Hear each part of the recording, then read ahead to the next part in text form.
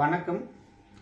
பாரத express செய்திக்காக பெருந்துறையிலிருந்து திரு சுரா அவர்கள் நம்முடன் நேர்காணல் நிகழ்ச்சியில் பங்கு பெறுகிறார். 2026 சட்டமன்ற தேர்தலும் மற்றும் இன்னும் குறுகிய காலகட்டத்தில் வர இருக்கின்ற ஊரக உள்ளாட்சி தேர்தல் பற்றியும் அவரிடம் பெருந்துறை சட்டமன்ற தொகுதியில் என்ன மாதிரியான நிலவரம் உள்ளன என்பதை பற்றி கருத்துக்கணிப்பு கேட்கறதுக்காக வந்திருக்கோம். அது மட்டும் இல்லாமல் இவர் 42 ஆண்டுகளாக திமுகவின் பயணம் செய்கிறார். மேலும் சென்ற சட்டமன்ற தொகுதியில் போட்டியிடுவதற்காக வாய்ப்பு கேட்டு வாய்ப்புகள் ஒரு சில காரணங்களால் நழுவு பெற்றன. மீண்டும் 2026 சட்டமன்ற தேர்தலிலும் போட்டியிடுவதற்கான வாய்ப்புகள் நிறையவே உள்ளன என தெரிவித்துள்ளார். மேலும் இவரை பற்றி சொல்ல வேண்டும் என்றால் இவர் ஒரு விவசாய குடும்பத்தை சார்ந்தவர். மேலும் பல்வேறு மக்களுக்கு சேவைகளும் உதவிகளும் செய்து வருகிறார். பெருந்துறையில் சுள்ளிப்பாளையம் பகுதியில் இவரை பற்றி விசாரித்தால் தெரியாத மக்களே கிடையாது. பெருந்துறை ஊராட்சி ஒன்றியம் மற்றும் பேரூராட்சிகளில் உள்ள அனைத்து இடங்களிலும் இவரை பற்றி நன்கு அறிமுகமானவர். அது மட்டுமின்றி திமுகவின் முக்கிய பிரமுகராகவும் இருக்கக்கூடிய இவர் அனைத்து மக்களுக்கும் அனைத்து சமுதாய மக்களுடனும் ரொம்பவும் நெருங்கி பழக்கக்கூடிய ஒரு மாமனிதர் என்றே சொல்லலாம். அப்பேற்பட்ட ஒரு மாமனிதரோடு தான் தற்போது நேர்காணல் நிகழ்ச்சியில் பங்கு பெறுகிறோம். அது மட்டுமின்றி கட்சி வேறுபாடு இன்றி அனைத்து கட்சிக்காரர்களோடமும் அனைத்து மக்களோடமும் ரொம்பவும் இயல்பாகவும் பேசக்கூடிய ஒரு தொழிலதிபரும் கூட, ஒரு விவசாய குடும்பத்தை சார்ந்தவரும் கூட, கட்சியின் ஒரு முக்கிய பிரமுகருமான திரு சுரா அவர்கள் நம்முடன் நேர்காணல் நிகழ்ச்சியில் பங்கு பெறுகிறார். நல்லா இருக்கீங்களா? தலைவர் முன்னியத்தில் தளபதியுடைய ஆசீர்வாதத்தில் இருக்காங்க. உங்களோட நேர்காணல் நிகழ்ச்சி எடுக்கிறதுல ரொம்ப பெருமைப்படுறோம், சந்தோஷப்படுறோம். எங்களுக்காக நேரம் ஒதுக்கி கொடுத்து இவ்வளோ நேரம் எங்களுக்காக வந்து இவ்வளோ நேரம் கொடுத்துருக்குறீங்க.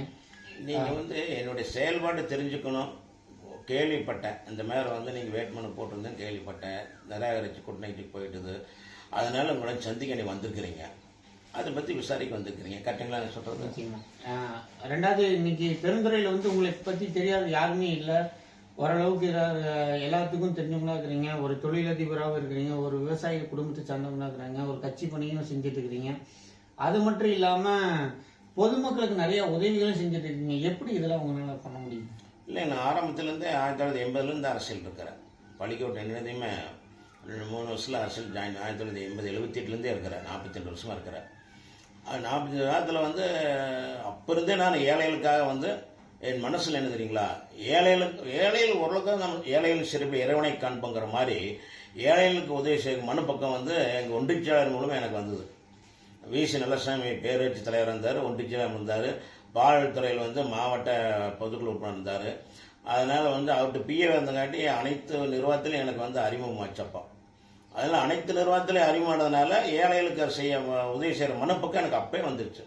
40 வருஷத்துக்கு முன்னாடி 40 வருஷமாக இருக்கிறேன். அதனால் எல்லா டிபார்ட்லேயுமே எந்த பிரச்சனை இருந்தாலும் எந்த உதவி கேட்டாலும் ஒட்டவனே அப்பே செஞ்சு கொடுங்கய்யா. ஒரு பைசா நான் வாங்குறதில்லை. என் பேரே சுராங்க காரணம் ஏழைகளுக்கு சுரா தங்கராஜ் என்னோட பெயர். ஆனால் ஏழைகளுக்கு அதிகம் பாடுபட்டதுனால ஏழைகளுக்கு அதிகமாக செய்கிறதுனால தங்கராஜன் மறந்துட்டு சுருக்கமாக எங்கள் மாவட்ட சுரான்னு கூப்பிட்டார். NKK ராஜா சுரான்னு கூப்பிட்டார் அமைச்சர். அதனால் என் பேர் அப்படியே சுரானா அப்படி இந்த பழைய காரணம். சுரானாவே கரெக்டாக நேரம் பேசுவார், கரெக்டாக செய்வார். உடனே எந்த பேரும் உடனே முடிச்சுக்குவார். கட்சி பேர் பார்க்க மாட்டார். கட்சி அணி கிடையாது, கோஷிகள் கிடையாது, காசு வாங்க மாட்டார். அப்படிங்க பேராக இருந்தது என் பேர். அதனால கேஸ் மாதம் 5லேருந்து 10 கேஸ் வரும், 5 கேஸ் வரும் முடிச்சு கொடுப்பேன். யார்ட்டு 5 வருஷம் வாங்குறது இல்லை.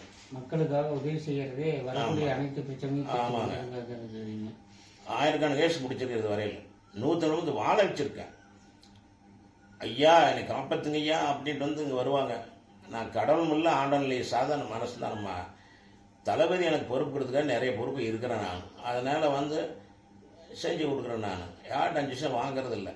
அதனால் இவனுக்கு என்ன பிரச்சனை சொல்லி தட்டி கொடுத்து உட்கார வச்சு கேட்டு அதிகாரி தெரிஞ்சு அரசாங்க யார் தப்பு இருந்து அவங்க மேலேயும் நடவடிக்கை எடுப்பேன் நான்.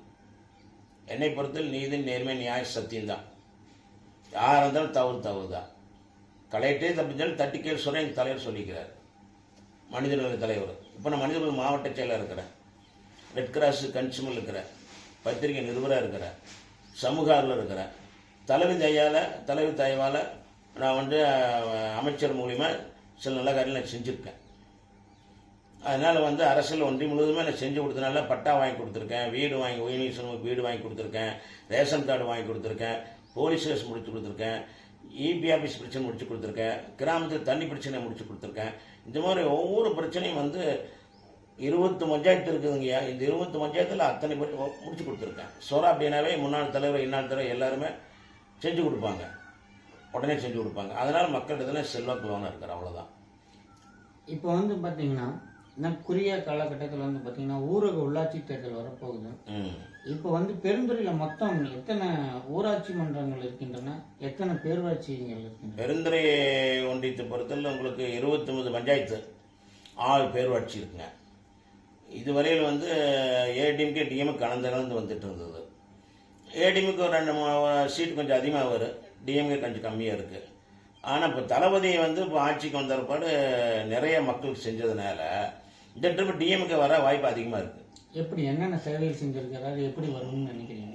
மெயினாக பஸ் கட்டணம் கிடையாது, 2வது வந்து மகளிர் உரிமை தொகை, 3வது வந்து முதியோரத்தை வந்து 1000லேருந்து 1500 பண்ணியிருக்கிறார். அப்புறம் மாணவர்களுக்கு வந்து இது கொண்டு வராரு, இல்லை அந்த மகளிர் உரிமை தொகை மாதிரி மாணவர்களுக்கு உரிமை தொகை கொண்டு வராரு. அதுக்கு மேலே வந்து ஒரு எப்படி சொல்கிறேன் எனக்கு தெரியல, அத்தனை திட்டங்கள் கொண்டு வந்திருக்கிறாரு. அதனால் வந்து இந்த ட்ரிப் வந்து தளபதி வந்து பொதுமக்களுடைய ஏழைகளுடைய நெஞ்சத்தில் சிம்மனசு போட்டு அமர்ந்திருக்கிறார். குறிப்பாக சொல்ல போனால் ஏழையுடைய இதயத்திலே சிம்மாசனம் போட்டு அமர்ந்திருக்கிறார். சிம்மாசனம் போட்டு அமர்ந்தனால தான் இந்த பார்லமெண்ட்டில் 40 ஜெயிக்க முடிஞ்சது. அதனால் இந்த ட்ரிப் சட்டமன்றத்தில் வந்து 221 தொகுதியில் வந்து அதிக ஓட்டு வாங்கியிருக்கோம். எங்கள் தலைவர் சொல்கிற மாதிரி அந்த 220 தொகுதியும் ஜெயிக்கிற வாய்ப்பு இருக்குது. அந்தளவுக்கு மக்கள் செய்கிறார். இன்னும் ஏகப்பட்ட திட்டங்கள் கொண்டு வராரு, சொல்லிகிட்டே போகலாம். ஆனால் நம்ம வந்து அதுக்கு நேரம் பத்தாது. அப்போ இந்த திமுக ஆட்சியோட சேவைகள் எல்லாம் வந்து பார்த்தீங்கன்னா இப்போ வரக்கூடிய ஊரக உள்ளாட்சி தேர்தலில் அதிகப்படியான இடங்கள் வந்து கைப்பற்றதுக்கான வாய்ப்புகள் இருக்குன்னு சொல்ல வரீங்க? கட்டாயங்க, அதுல சந்தேகமே கிடையாது. எனக்கு மட்டும் சீட்டு கொடுத்தாருன்னா தளபதி 40 வருஷ கனவை தோக்கடிச்சிருப்பேன். ஏடிஎம்கே வந்து 40 வருஷம் பண்ணியிருக்காங்க. அந்த இது கனவை தோக்கடிச்சு 50,000 வழியும் நான் ஜெயிச்சிருப்பேன். அந்த அளவுக்கு இப்போ ஒன்றிய செல்வாக்கு இருக்கு எனக்கு, ஜெயிச்சிருப்பேன். இருந்தாலும் தளபதி வந்து கூட்டணி முறையில் மதிப்பு கொடுத்துட்டா ஒதுக்கிட்டார். அதுக்கோசம் நம்ம வந்து கட்சியில் இறங்கி வேலை, எம்பி சீட் இறங்கி வேலை செஞ்சேன். அது போட்ட கூட இல்லை, பேப்பர் வந்து எல்லாம் பண்ணிச்சு நான் இறங்கி வேலை செஞ்சேன். கட்சி பொறுத்தல என் உயிர் கருப்பு சேப்பு. ஒரு பிரச்சனை கூட ஆதிர காலனியில் பிரச்சனை வந்தது, போலீஸ் கேஸ் எல்லாம் வந்தது. வரும் நான் கேட்ட ஒரே கேள்வி கேட்டேன், ஏண்டா உன் உடம்புல ஓடுறது கருப்பு சேப்பு ரத்தம், என் உடம்புல கருப்பு சேப்பு ரத்தம், ஒன்று பச்சை ஓடுதா சேப்பு ஓடுதா இல்லை. அதனால வந்து இதெல்லாம் தப்பாக நினைக்க வேண்டாம், சாதி எல்லா சாதி ஒன்று தான், பிரச்சனை ஒன்றும் வளர்த்த வேண்டாம்னு முடிச்சு விட்டேன். அந்த மாதிரி நான் ஜாதியெல்லாம் பார்க்க மாட்டேன், எல்லா சாதியும் ஒன்று தான். எந்த பிரச்சனையும் உடனே முடிச்சு கொடுப்பீங்கய்யா. எனக்கெல்லாம் வந்து அப்படியெல்லாம் அந்த எண்ணமே கிடையாது. அப்படின்னு அரசியலை வளர முடியாது. எல்லா கட்சியும் ஒன்று தான், எல்லா சாதி ஒன்று அப்படி நினைக்கிறனால தான் அரசியல் வளர்ந்துருக்கிறேன். இந்த ட்ரிப்பு மட்டும் என் தளபதி என்னை தூக்கி விட்டாருன்னா, தளபதி என் அரசியல் வந்து குருவே வந்து உதயநிதி, மகா குரு வந்து என் தளபதி. அவங்க எப்படி வேலை செய்கிறாங்களோ அதேமாதிரி வேலை செஞ்சு என்னால் ஒரு 50,000 குடும்பம் ஏழை குடும்பம் வாழணும். அது என் லட்சிய, கடமை, வைராக்கியம், ஆசை, மகிழ்ச்சி. 2026 சட்டமன்ற தேர்தலில் பெருந்துறை தொகுதி எப்படி இருக்குன்னு நினைக்கிறீங்க? இப்போ ஏடிஎம்கேவோட எம்எல்ஏவாக வந்து பார்த்தீங்கன்னா சட்டமன்ற உறுப்பினராக ஜெயக்குமார் இருக்கிறாரு. இப்போ அதுக்கு ஆப்போசிட்டாக வந்து பார்த்தீங்கன்னா கூட்டணி கட்சிக்கு கொடுக்குறாங்களா இல்லை திமுகவுக்கு ஒதுக்குறாங்களாங்கிறது தெரிய வரும். சப்போஸ் கோப்பு வெங்கடாச்சலமும் சீட்டு கேட்கறதுக்கு வாய்ப்புகள் இருக்குது. இப்போ நீங்களும் கேட்குறீங்கன்னு சொல்கிறீங்க. தலைமை பார்த்து யாருக்கு ஒதுக்குனா நீங்கள் என்ன மாதிரி இருப்பீங்க? இப்போ வரக்கூடிய 2026 சட்டமன்ற தேர்தலில் பெருந்துறை தொகுதி கைப்பற்றக்கூடியது அதிமுகவாக இருக்குமா திமுகவாக இருக்குமா? தோப்பெங்கரால் சீட்டு கேட்டாலும் நான் சீட்டு கேட்டாலுமே எதிர உறுப்பினர் சீட்டு கேட்டாலுமே தளபதி யாருக்கு முடிவுனாலும் அவங்களுக்கு தான். அதுல நான் தான் வேணும் எனக்கு கொடுக்கணும் யாரும் சொல்ல முடியாது அப்படின்னா யாருக்கு செல்வாக்கு இருக்குதோ அவர் வந்து முடிவுன்றது தான். ரெண்டாவது வந்து திமுக தான் ஜெயிக்கிற வாய்ப்பு இந்த ட்ரிப் இருக்குங்க. ஏடிஎம்கேல வாய்ப்பு கிடையாது. ஜேகேக்கு வந்து செல்வாக்கு குறைஞ்சி போச்சு. எதனா மக்களுக்கு வந்து சேவை செய்யறதில்ல. ஒரு திருவிழாவுக்கு போறாரு, 10 நிமிஷம் பேசுவார், மறுபடியும் வந்துடுவார். இதுவரையில் ஊராட்சி யூனியனில் வந்து ஒரு கூட்டம் கூட போட்டு அவர் பேசுனது கிடையாது. அவர் தெரியல பாவம், அவருக்கு ஆலோசனைலாம் சொல்கிறது சரியில்லை. அவர் வந்து புதுசாக வந்து அரசியல் ஜாயின் பண்ணி இது இல்லை, அவருக்கு பொறுப்பு இருக்கிறதெல்லாம் இருக்குது. ஆனால் திறமையை செயல்பட தகுதி அவருக்கு கிடையாது. இன்னும் 1.5 ஆண்டுகளை சரி பண்ணி மக்கள் மனசில் கவர மாதிரி வந்துட்டாங்க. ஒன்றும் வரட்டுங்க, அதெல்லாம் வரட்டுங்க. வந்தாலுமே ஆளுங்கட்சி எது இருக்குதோ அவங்க வந்து ஆட்சி கொண்டு வந்து அவங்க வந்து பதவி கொண்டு வந்தது தான் நம்ம நல்லது கிடைக்கிற மக்கள் மனதில் இருக்குதுல்ல. 5 ஆண்டுக்கு ஒரு முறை மாறுறதுங்கிறது தமிழ்நாட்டோட பாரம்பரியமா இருந்துட்டு. 5 ஆண்டுக்கு ஒரு முறை கட்சி மாறலாம். ஆனா இப்ப இருக்கிற ஏடிஎம்கே எடப்பாடி அவர்கள் வந்து ஒரு அருகதையும் இல்லை, கட்சியில் அருகதை கிடையாது. அனுபவம் இருக்குது. அனுபவம் என்ன பண்றது? அவர் பதவி காப்பாற்றுறதுக்கே அவர் துடிச்சிட்டு இருக்கிறாரு. அவர் இதுவரையில் என்ன ஏழைக்கு என்ன செஞ்சிருக்கிறாரு, சட்டமன்றத்தில் என்ன பேசியிருக்கிறாரு, ஒன்றும் கிடையாது. அப்புறம் அதுல நீங்க தெரிஞ்சுக்க வேண்டியது ஏடிஎம்கே இப்ப தொடர்ந்து 12 எலெக்ஷன் தான் நடந்திருக்குது. இதுவரை எதுவும் ஜெயிச்சிருக்கிறாங்களா சொல்லுங்கய்யா? இப்ப இருக்கிற அதிமுக தலைமை சரியில்லைங்கிறீங்களா? அதிமுக தலைமை வந்து சரியில்லை.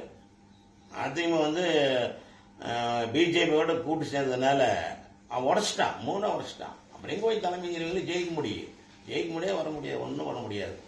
பேருக்கு ஐடம்ங்க இருக்கலாம், அவ்வளவுதான். அதிமுக அணிகள் பிரிஞ்சு இருக்கிறதுனால திமுகவுக்கு பலமாக உள்ளது, திமுக வெற்றி பெற வாய்ப்பு இருக்குன்னு சொல்றீங்க. ஏடிஎம் பிரிஞ்சாலும் அது வந்து நம்ம சொல்ல முடியாது. ஏடிஎம் ஒன்னா இருக்கும் போதே உங்களுக்கு வந்து ஜெயலலிதா பருகுலத்தை தோத்தப்ப, அதனால ஏடிஎம்க்கு ஒன்னா இருந்தாலும் அவங்க வந்து தோத்தகால் உண்டு, நிறைய இடத்துல தோத்தகால் உண்டு. அதில் மக்களுக்கு என்ன செய்யறாங்க, மக்கள் எப்படி நினைச்சிட்டு இருக்காங்க, மக்களுக்கு என்ன உதவி கிடைக்கிறது அப்படிங்கிறத வந்து மக்கள் எதிர்பார்க்கறாங்க. நீ கட்சியில் வந்து அரசியல் 1000 பேர் சம்பாதிக்கிற போறாது மக்கள் நினைக்கிறது இல்லை. நீ என்ன செஞ்ச ஆட்சிக்கு வந்து எனக்கு என்ன பண்ண, அதான் மக்கள் கேட்கறாங்க. அதுக்கு தளபதி வந்து இன்னைக்கு ஏகப்பட்ட சேர அப்படியே தூக்கி சாப்பிட்டார் அரசியல் என் தளபதி. அதனால வந்து உங்களுக்கு அரசியல் பொறுத்தல வந்து தளபதி மக்களுக்காக இப்போ 20 மணி நேரம் உழைக்கிறார், 4 மணி நேரம் தூங்குறார். அந்த 20 நேரத்திலையும் மக்களே நினைக்கிறார். அதுதான் தன்னுடைய செயல்பாடு, திறமை. எனக்கு அப்படி இருந்தனால எனக்கு பிடிச்சது அரசியல் கூட ஏத்துக்கிறேன், மாகூரை ஏத்துக்கிறேன் நான் அவரை. அப்போ திமுகவோட செயல்பாடுகள் வந்து நிச்சயமா வரக்கூடிய 2026 சட்டமன்ற தேர்தலில் பெருந்துறை தொகுதி வெல்றதுக்கான வாய்ப்புகள் இருக்குன்னு சொல்ல வரீங்க. கட்டாயங்க. போன்றப்ப எனக்கு சீட்டு கொடுத்தாலும் 50 அடி செஞ்சிருப்பேன். 40 ஆண்டுல ஏடிஎம்கே ஆட்சி காணவே தோக்கடிச்சிருப்பேன் நான். அப்படி நான் வந்து நினைச்சிட்டு இருந்தேன். ஆனா தளபதியை வந்து கூட்டணி கட்சினால சீட்டை ஒதுக்கிட்டாரு. அதனால அவனும் நான் வந்து எதுவுமே நான் கூட சொல்ல முடியாது. அவருடைய எண்ணங்கள் எப்படியோ அப்படித்தான் எல்லாம் நடக்குது. இப்ப இந்த வாட்டி வந்து உங்களுக்கு வாய்ப்பு கிடைச்சா சிறப்பா இருக்கும்னு சொல்ல வரீங்க. கண்டிப்பா ஜெயிக்கிறதுக்கு நிறைய எத்தனை ஓட்டு வித்தியாசத்துல நீங்க உங்களுக்கு சீட்டு கிடைச்சிச்சு அப்படின்னா நீங்க எத்தனை வாக்குகள் வித்தியாசத்தில் வெற்றி பெறதுக்கு ஒரு வாய்ப்பு இருக்கு? தளபதி பார்த்து யாரை நிர்வாகம் பண்றாரோ அவங்களுக்கு சீட்டு கொடுத்தா நாம எதுவும் சொல்ல முடியாது. ஆனா எனக்கு சீட்டு ஒதுக்குனாருன்னா கட்டாயமா 50 வீட்டுக்கு நான் அதிகமா வாங்கி செய்ப்பேன். நிச்சயமா ஜெயிப்பீங்க? நிச்சயமா செய்ப்பேன். என் தளபதி ஆனமே சொல்ற கண்டிஷன் ஜெயிப்பேன். அது எனக்கு நம்பிக்கை இருக்குது மனப்போன. ஏன்னா நான் மக்களுக்கு அது செஞ்சிருக்கேன். சுரா என்றாலே முன்னாள் அமைச்சர், என்னால் அமைச்சர், முன்னாள் எம்எல்ஏ, என்னால் எம்எல்ஏ அனைத்து டிபார்ட்மெண்ட்லயுமே வந்து சுரா காட்டார், கரெக்டா பேச நல்லா செய்வார், காசு வாங்க மாட்டார் அப்படின்னு பேர் எடுத்திருக்கேன். அதனால இந்த உறுதி வச்சு சொல்றேன். நான் காசு வாங்குறப்ப இருந்ததுன்னா ஏவன் நாய் கூட மதிக்காத அரசு இல்லை. காசு வாங்காலும் மக்கள் மனதில் வந்து நான் இருக்கிறேன். இப்ப தளபதி எப்படி மக்கள் மேல குடியிருக்காரு அந்த மாதிரி நான் குடிக்கிறேன். அதனால தளபதி எனக்கு பிடிச்ச, உதயநிதி எனக்கு பிடிச்சது. உதயநிதி வந்து அரசியல் குரு, மகா குரு தளபதி, அப்படி ஏற்றுக்கிறேன் நான். அதனால நிச்சயமா 2026 சட்டமன்ற தேர்தல் வந்து பெருந்துறை தொகுதியை வந்து திமுக கைப்பற்றுங்கிறது ஒரு நம்பிக்கையோட இருக்கு. சத்தியமா கைப்பற்று, நம்பிக்கை கைப்பற்று, அதுல மாற்றமே இல்லை. 6 சீட்டுகளும் ஜெயிக்கி நான் கிடையாது, 6 சீட்டுகளும் ஜெயிக்கி. ஆனா அவர் தலைவர் பார்த்து எப்படி நினைக்கிறாரோ, எப்படி செலக்ஷன் பண்றாரோ அது அதை பொறுத்து நம்ம சொல்ல முடியும். கண்டிப்பா 2026 சட்டமன்ற தேர்தலில் திமுக சார்பாக பெருந்துறை தொகுதியில் யாருக்கு சீட்டு கொடுத்தாலும் நிச்சயமாக திமுக வெல்லும் என திரு மதிப்புக்குரிய சுரா அவர்கள் நம்மளுடன் தெரிவித்துள்ளார். நமது இந்த நிகழ்ச்சியில் கலந்து கொண்டு நமக்காக சில கருத்துக்களுக்கு, நம்மளுடைய கேள்விகளுக்கு பதிலளித்த சுரா அவர்களுக்கு பாரத எக்ஸ்பிரஸ் நியூஸின் சார்பாக மனமார்ந்த நன்றிகளை தெரிவித்துள்ளேன். ஐயா வணக்கம்.